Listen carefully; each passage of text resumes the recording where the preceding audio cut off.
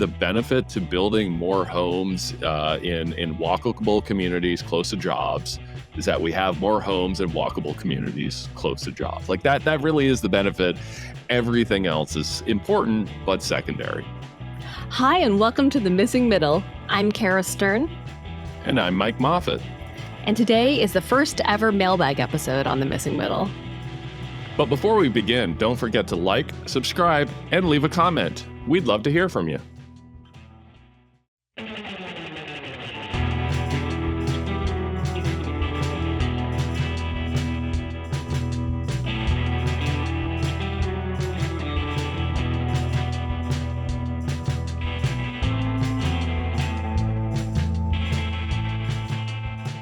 So many viewers and listeners have been emailing us at missingmiddlepodcast@gmail.com, giving us so many great ideas. So Mike and I wanted to tackle one of the questions that was asked on today's show.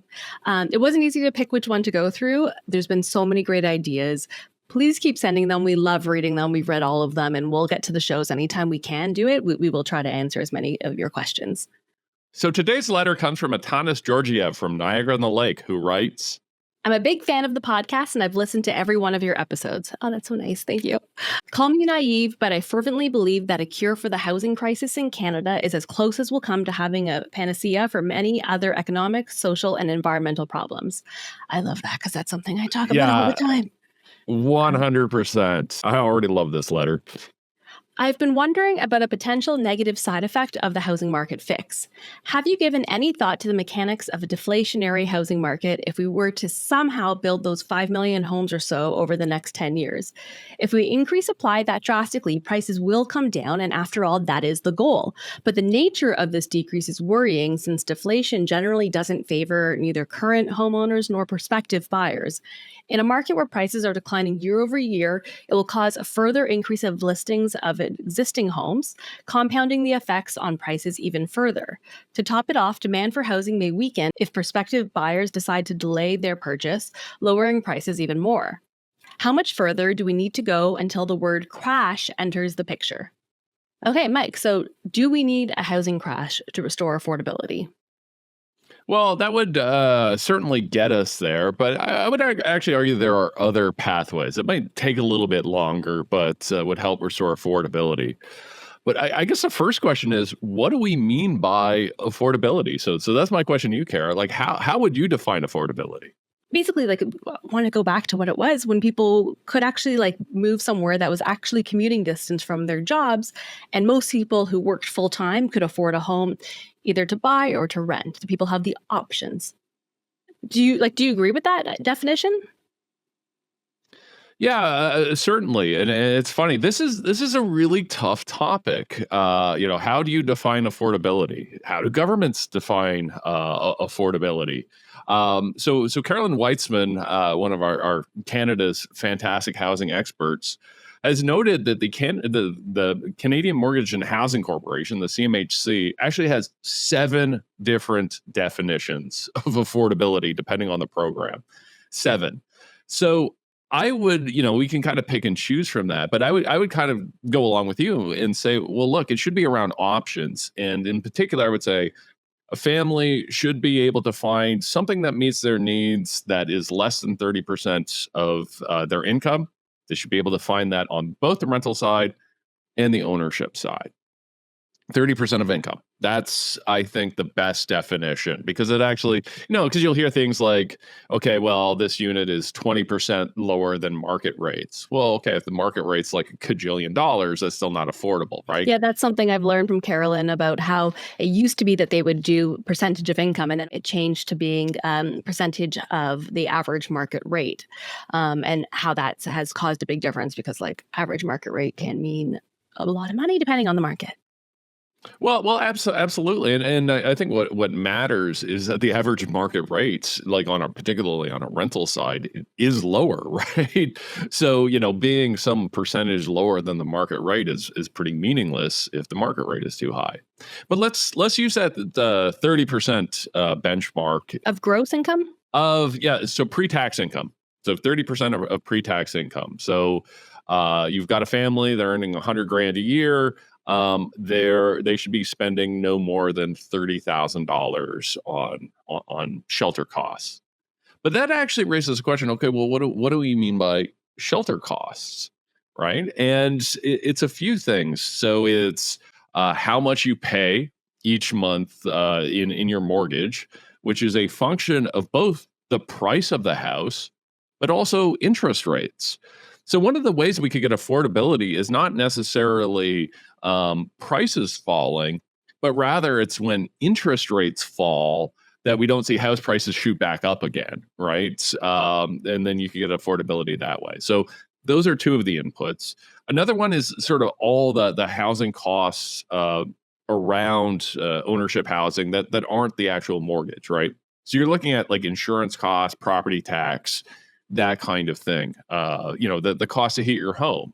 So that's kind of another pathway to affordability. If we can make our homes more energy efficient, that's lowering our sheltering costs. But the other side of that equation is important, the income side, right? So if people are earning more money, have opportunities to get better jobs, then what they can afford goes up. So there's actually a bunch of different pathways to affordability. Yes, crashing, home prices crashing is probably the fastest way there.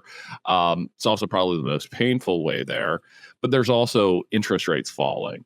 There's also property taxes going up lower than inflation. There's insurance costs going up low, energy costs going up low, slower than inflation.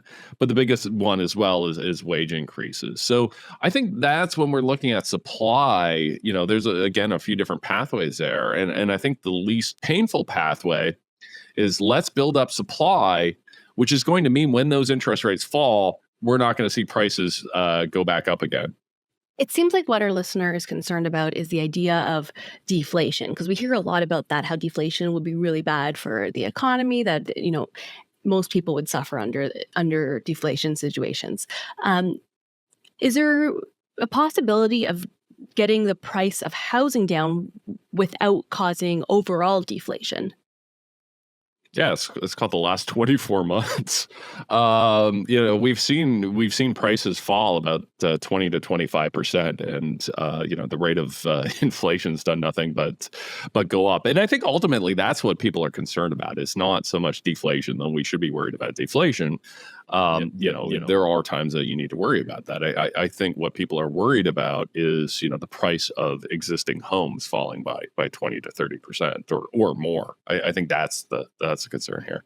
It feels like the last 24 months, the problem has been, well, we've had high inflation and then interest rates going up, causing prices to come down. It doesn't seem like the fundamentals of housing has gotten cheaper and has actually made housing prices come down enough that, I don't feel any confidence that when interest rates start being cut, we won't see a skyrocketing of home prices. Well, absolutely, and I think the last 24 months are actually proof that it's not a one-to-one relationship between home prices and affordability. Home prices across most of the country, with the exception of Calgary and a few other places, have gone down quite a bit. Affordability's gone in the other direction, right? So because of those other costs, like those interest rate costs. So I think, again, the challenge is, could we somehow do the reverse of that? Could we somehow see interest rates fall, global interest rates fall over time, but home prices not shoot back up? And the only way we're going to get there, is if we build a whole lot more supply. Going back to what you're saying earlier, you mentioned wage increases. What does that have to do with affordability? Yeah, so let's look at our equation. Remember that we said that the definition of affordability that you and I are using are 30% of income, right? So either there's two ways to get there. Either you reduce expenses, right? You reduce the interest rate costs, you reduce the energy costs, or you have families' incomes go up, right? So as I was saying, your family's earning $100,000, then you can spend $30,000 a year on shelter costs and be within that ratio. If your family's now earning $200,000, you can now spend $60,000 on shelter costs and still maintain that ratio. And that actually is a big function of supply, right? Because what's happening right now is a lack of supply in our big cities is forcing young families out of those cities and going to have to live in areas that pay less. So if we could build more supply in the city of Toronto, that's actually going to increase wages because more people are going to be able to earn Toronto wages and not say Tillsonburg wages. And that's no offense to my friends in Tillsonburg. I love you, Oxford County, but wages in Toronto for the same job tend to be higher. So let's actually talk about that supply. Like let's talk about Toronto, because when we talk about supply, what we build matters a lot, right? Because you're talking, you and I are talking about building more supply, building that. Okay, but building what supply? Because it turns out that's actually going to matter a lot. So here's my hypothetical question to you. Like, what if the city of Toronto went on a fourplex housing boom? Like, I don't think that's the most efficient way to build all of these homes that we need, but let's suppose we decided to do that. So we have a bunch of mom and pop builders and developers start buying up single detached homes all across the city of Toronto and converting them into fourplexes with some units for rent, some unit for sale. What do you think that would mean for young people? Like, what would the market look like in this kind of hypothetical situation? I would imagine it means that like you could actually stay near your job. You don't have to move 2 hours outside the city in order to be able to afford a home. I think it would really change the way the city looked and had a lot more. You'd have people who could afford to live and work in lower wage jobs, because obviously I know that over when you upzone, maybe the land cost might go up because of the potential of what you could build, but the unit cost should go down. And I know that there's an example of this like pretty recently in East York. There was a single family home that was like, an old bungalow that was taken down and they built, I think it was a 1 bedroom, a 2 bedroom and a 4 bedroom in the home. And then a garden suite in the back that was also 3 or 4 bedrooms. And each one of those, when you look at the cost of the square footage for those units, it was a lot cheaper than if you were building a condo. And like there were some of those units that were much cheaper than what that bungalow sold for. So I think about how you could have more people in these neighborhoods that are walkable. And I think it would do a lot for people's lives to not have to commute so far.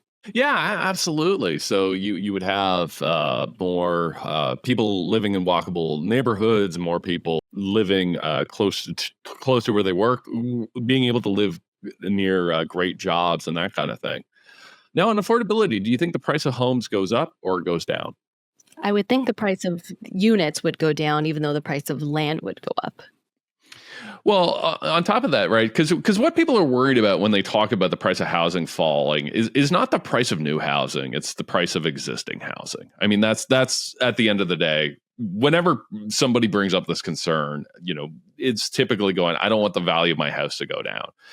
In this hypothetical situation, I would say a lot of home prices would go down, right? That if you, are living in a studio condo in downtown Toronto, I think the price of those units would go down, right? I think those would, but I think the prices of like single detached or semi-detached, anything that you could turn into a fourplex, wouldn't they go up?